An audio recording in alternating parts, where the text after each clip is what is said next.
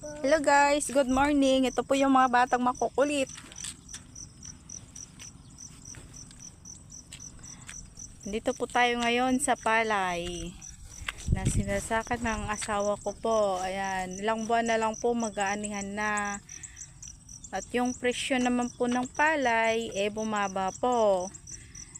Sana po, tanging hiling ko lang naman po sana sa anihan tumaas po yung presyo ng palay kasi po kawawa naman po yung katulad namin na magsasaka.